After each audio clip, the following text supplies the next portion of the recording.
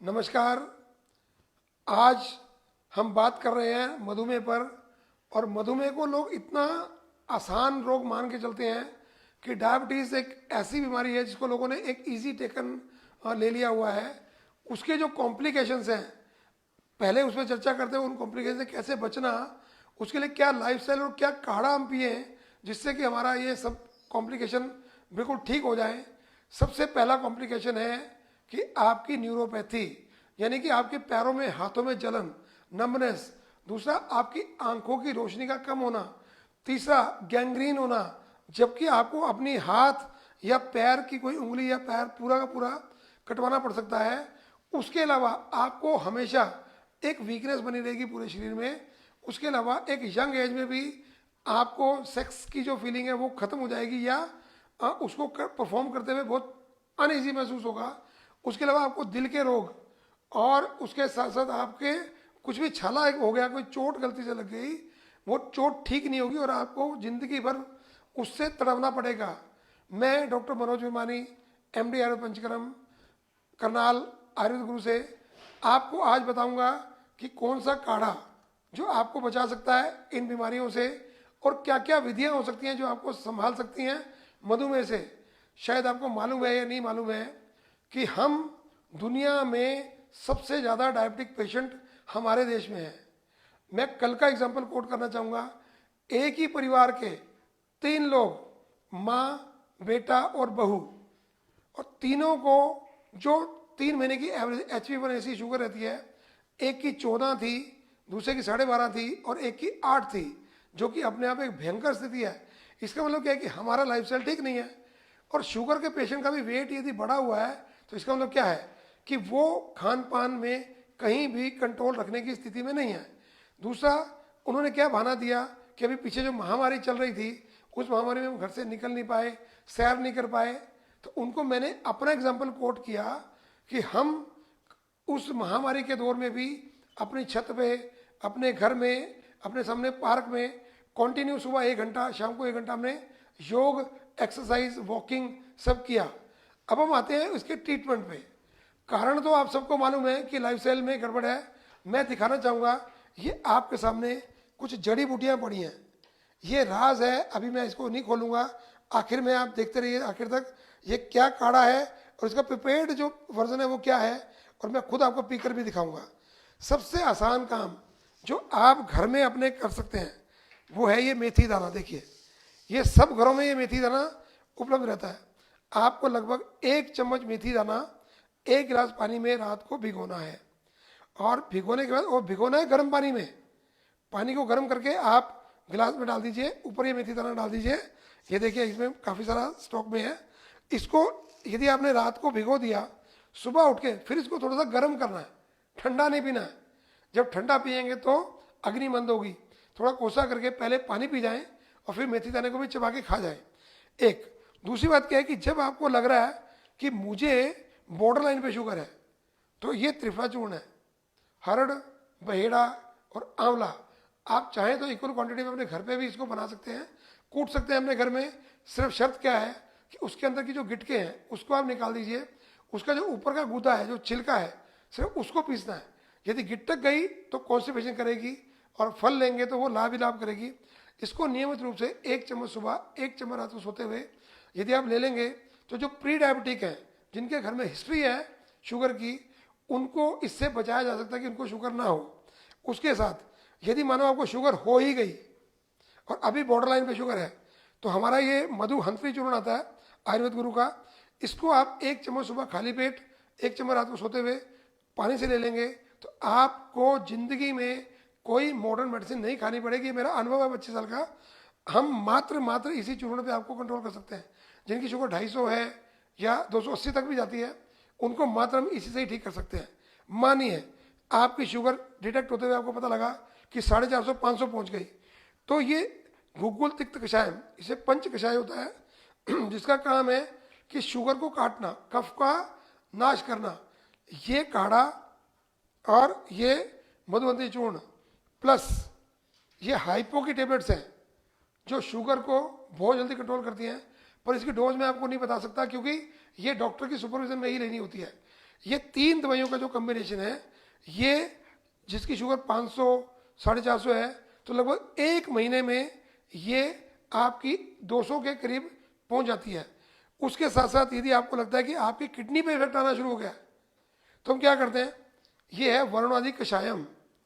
यदि creatinine level आपका 2 3 4 5 भी पहुंचा है, तो रेगुलर इसका यूज करना है, तो ये आपकी किडनी को बिल्कुल सेव करेगा। इसके साथ साथ यदि सेक्स में कुछ वीकनेस आ रही है, तो ये दवा है बसंत कुसुमाकर रस। ये आपकी नसों की कमजोरी, आपकी सेक्स की वीकनेस, उसके अलावा आपकी विजन यदि कमजोर हो रही है, तो यदि आपको बॉडी में पेन्स हो रहे हैं शुगर कारण से, तो बहुत अच्छा रोल प्ले करती है। इसके अलावा ये डिटॉक्सिफिकेशन टेबलेट है, यदि इसका यूज शुरू कर दें तो ये तुरंत क्या करती है कि अंदर जो सेल्स के अंदर, हमको शुगर ब्लड में कम नहीं करनी है, खाली हमको सेल्स में कम करनी है। ये डिटॉक्सिफिकेशन टेबलेट क्या करती है, आपके बॉडी में जाके इसको अंदर से ठीक करती है। और एक ये गोली है चंद्र प्रभावटी, इसका नाम है चंद्र प्रभा, जो चांद जैसी प्रभा आपके चेहरे पे पैदा करती है। इसमें होता है शिलाजीत, और ये रेगुलर यदि यूज की जाए तो डायबिटीज से होने वाले जितने कॉम्प्लिकेशन है, उन सब कॉम्प्लिकेशन को ये आपको बचाएगी। अब हम बात करते हैं, एक पंचक्रम की एक विधि रहती है, उसको बोलते हैं वस्ती।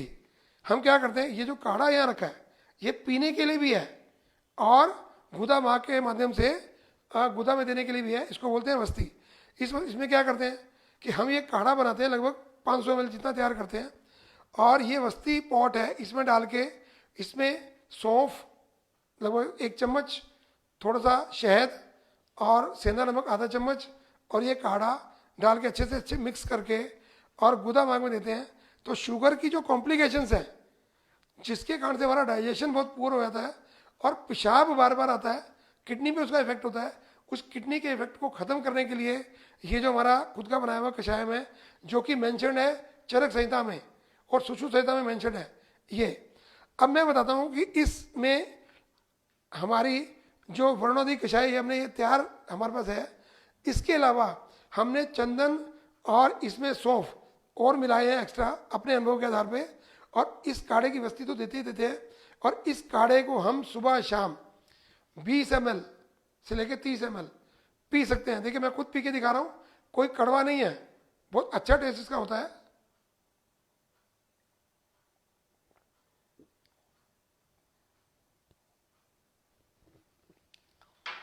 बिल्कुल ऐसा टेस्ट है कि आपने जैसे कोई ग्रीन टी हर्बल टी पियो, ऐसा टेस्ट है।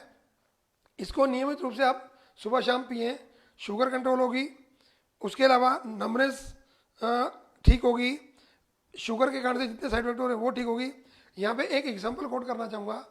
एक लड़का जिसकी एज लगभग 31 साल थी, क्रिएटिनिन लेवल उसका 9 था, और हम लोगों ने क्या किया, उसको इन्हीं दवाइयों को देना शुरू किया, और क्रिएटिनिन लेवल को हम ले आए 2 पे। और वो व्यक्ति जागरण करता है, रात रात को जागता है, जबकि डायबिटीज के व्यक्ति को रात को जागना ही नहीं चाहिए।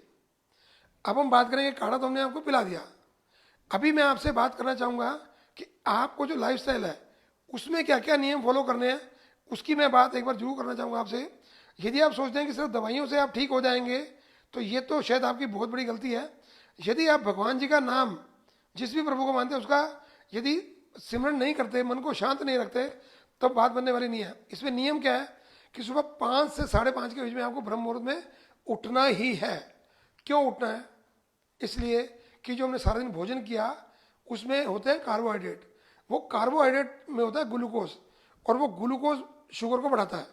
तो हमने क्या करना, सुबह ब्रह्म मुहूर्त में उठना, उसके तुरंत बाद फ्रेश होने के बाद हम लोगों को तुरंत वॉकिंग के लिए, सूर्य नमस्कार के लिए, योग के लिए, एक्सरसाइज के लिए, मतलब 1 घंटा इतनी डीप एक्सरसाइज करनी है कि हमारे शरीर से पसीना निकल जाए अच्छे से, और जो डीप ऑक्सीजन हमको मिलेगी, सुबह वाली डेंस ऑक्सीजन मिलेगी, वो अंदर जाके उस ग्लूकोज को जलाएगी, और जलाने के बाद क्या है, उसी शुगर से हम क्या कर सकते हैं, अपने बॉडी में हीट, अपने बॉडी में एनर्जी, अपने बॉडी में उत्साह पैदा कर सकते हैं। डायबिटीज का पेशेंट क्या कहता है कि सर सुबह उठने को मन ही नहीं करता, क्योंकि थकावट बहुत होती है। थकावट इसलिए होती है, और रात को बार बार यूरिन जाना पड़ता है, इससे भी थकावट रहती है। पर कुछ भी करें आप, और आपको सुबह जल्दी उठ के आपको जाना है, और आने के बाद आप भगवान का भजन करके सुबह नहा लें, नहाने के बाद भजन करें, मंदिर में बैठे कुछ देर, और जो ब्रेकफास्ट करना है वो बहुत लाइट ब्रेकफास्ट करना है। वो क्या करना है, उसमें अन्न नहीं खाना है। हम अंकुरित दालें खा सकते हैं। जिनको अंडा खाने का शौक है, सर्दी के मौसम में 1 या 2 अंडे आप बॉइल्ड एग खा सकते हैं। नहीं तो दूध ले सकते हैं सिंपल, बिना चीनी का।